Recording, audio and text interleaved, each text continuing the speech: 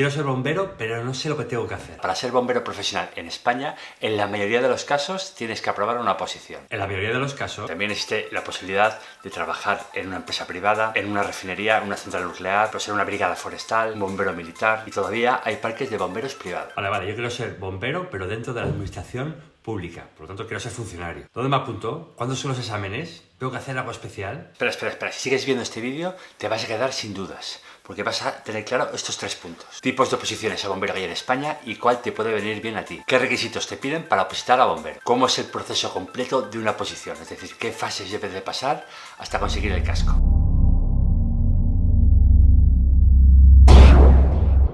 Hola, ¿qué tal? Soy Antonio Ruiz de Físicas.com, la plataforma donde cientos de opositores a bomberos están preparando las pruebas físicas de su oposición y además consiguiendo aprobar. Oye, ¿y tú, aparte de entrenador, cómo sabes tanto de oposiciones de bombero? Buena pregunta. Mira, yo soy bombero, por lo tanto, hace tiempo fui opositor a bombero y claro, cuando empecé tenía todas las dudas del mundo, no me enteraba de nada y si hubiera visto este vídeo me hubiera ahorrado decenas y decenas de horas. Y antes de responder a todas estas dudas, te recomiendo que te apuntes al curso gratuito Cómo ser mejor opositor a bombero. Tienes el link con toda la info y cómo apuntarte en la descripción del vídeo y en el primer comentario. Recuerda que el curso es gratuito, pero lo más importante es que vas a aprender muchos recursos que te van a hacer conseguir ser un opositor top mucho antes de lo que crees. Opositar a bombero en España.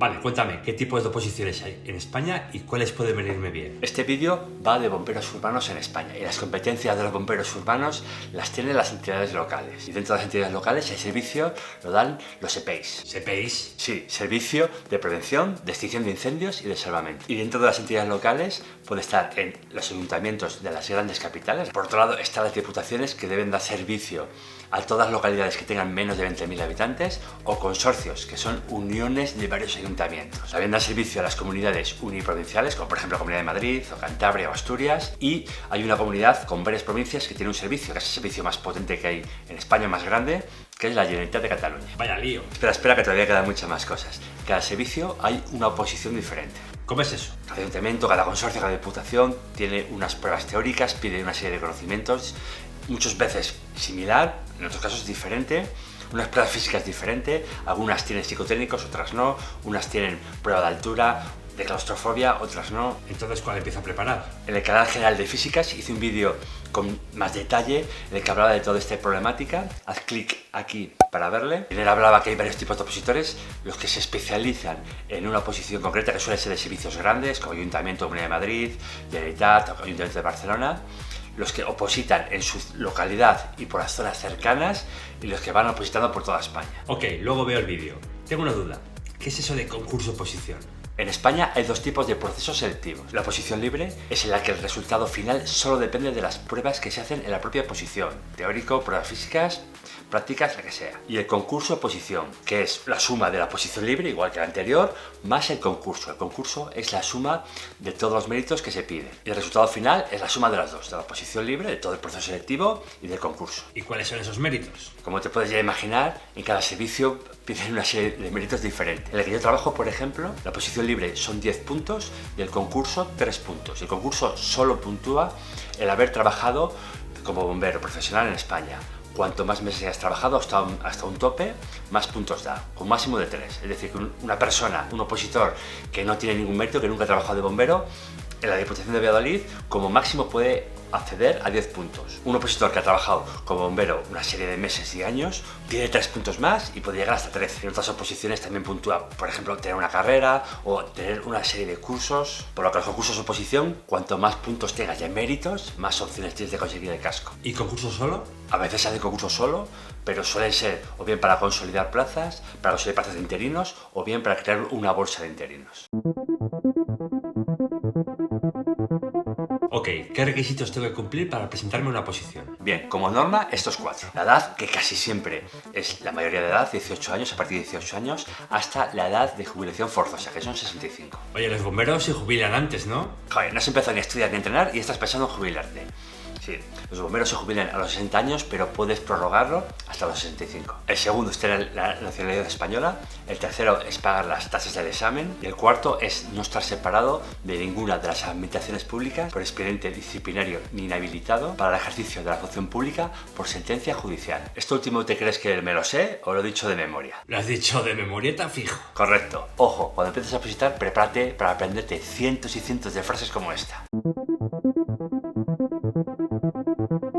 ¿Y ya está? Espera, que ahora vamos con las diferencias entre oposiciones. El nivel de estudios depende del grupo profesional que te pidan el AOPO. C2, en el que tienes que tener ESO, FP de primer grado, o el C1, en el que tienes que tener bachiller. Todavía queda alguna AOPO en España que piden C2, pero muy pronto, prácticamente todas serán con C1, por lo que en vez de sacándote, si no tienes el bachiller, un grado medio o el acceso a la universidad para mayores de 25 años. ¿Y los carnets de conducir? En algunas no piden carnet, como por ejemplo bombero especialista, pero la mayoría piden o bien el de camión, el C, o además el C+E, que es el de camión unido a trailers o remolques. Tengo un colega que tiene todavía 19 años. ¿Puede tener ya los carnets de camión? Como norma tienes que tener 3 años desde que te sacaste el carnet de coche para optar al de camión. Por lo tanto, como pronto le tendrás a los 21 años, pero desde hace poco te puedes sacar el certificado de actitud profesional, que es un curso de 200 horas, la cual puedes sacar el carnet siendo más joven. Otro carnet que se pide en ocasiones es el de patrón de barco, el denominado titulín. ¡Ostras! Esto es un sacaperras. Bienvenido al mundo de las posiciones a bombero. Depende de dónde deposites, te pedirán unos carnets u otros, pero si tu intención es moverte por varios sitios, mi recomendación es que al menos saques todos los carnets de camión. ¿Ya están los requisitos? Un último, debes de poseer la capacidad funcional para ejercer el cargo, es decir, no tener ninguna de las patologías que vienen determinadas en el cuadro de exclusiones médicas que están en las bases. ¿Bases? ¿Qué son exactamente las bases? La verdad que tengo un buen lío, no sé cuándo me tengo que apuntar. Es cierto que todo esto es un poco lío y la gran mayoría de los que hemos opositado al principio nos hemos vuelto un poco locos con todo este proceso. Por eso, ahora voy a explicarte cómo es todo este proceso para que te quede totalmente claro. Dale. ¿Cómo es el proceso de una oposición? Una OPO tiene 4 partes bien diferenciadas, que además no solo tienes que conocerlas de nombre, sino que tener claro cuál es el objetivo de cada una. La primera fase es la oferta pública, o la OP, la oferta pública de empleo, ya sea en el BOE o ya sea en el Boletín de la Comunidad Autónoma, donde sea, se publica que van a sacar en el futuro esa administración X plazas, ya sea de bombero o de enfermero, de lo que sea, y que en principio la administración se compromete a sacar la oposición en menos de 3 años. Desde la oferta pública pueden pasar unos pocos meses o pueden pasar más años y más que 3, porque se dan los casos, y llega un momento que llega la segunda fase de la oposición y aquí ya todo está mucho más animado, y es cuando se publican las bases, que son las normas que rigen la oposición, cuáles son las pruebas físicas, qué marcas piden, qué temario te entra, qué temas, cómo se puntúa, qué otras pruebas piden. En definitiva, son las normas del juego. Y un buen opositor tiene que tener claro todas estas normas. Mi recomendación es que te leas con calma las bases, las comprendas y entiendas ciertos trículos que puede tener. A mí personalmente me preguntan muchos opositores sobre cosas muy específicas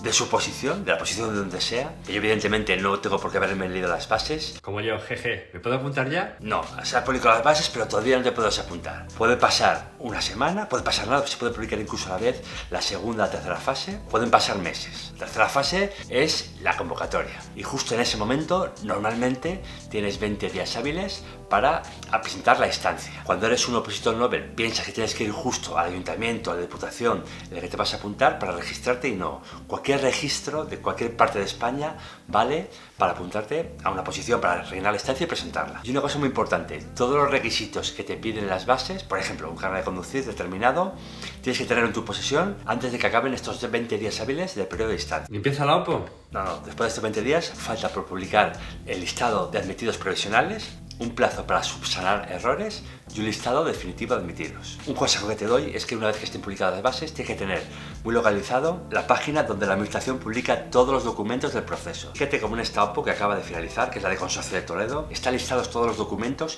y partes del proceso. Puedes ver las bases, los anuncios de todos los ejercicios, recursos que se produzcan, hasta por fin el listado de aprobados. Y ahora sí, lo siguiente es lo bueno, ya son las pruebas de la oposición, pero desde el listado definitivo hasta que empieza la primera prueba pueden pasar semanas, incluso meses. Cuarta fase es el proceso selectivo. 1. Sí. Y son todas las pruebas que te evaluarán. Hay 3 que están en todas las posiciones de bombero, que es la prueba teórica, las pruebas físicas y el reconocimiento médico. A partir de ahí hay muchas pruebas que están en unos sitios y en otros no. Depende de donde posites. Puedes tener callejero, psicotécnicos, prueba de claustrofobia, altura, conducción, prueba práctica de bombero, prueba práctica de oficio, como puede ser de carpintero, de albañil, de fontanero, electricista, una entrevista personal y finalmente el concurso de méritos, el concurso de oposición. ¿Pero tienes que hacer todas? ¿Cómo van? ¿Van todas seguidas? En las bases debe venir especificado tanto el orden como la puntuación de todas las pruebas. Pueden ser apto o no apto o pueden ser apto y con puntuación.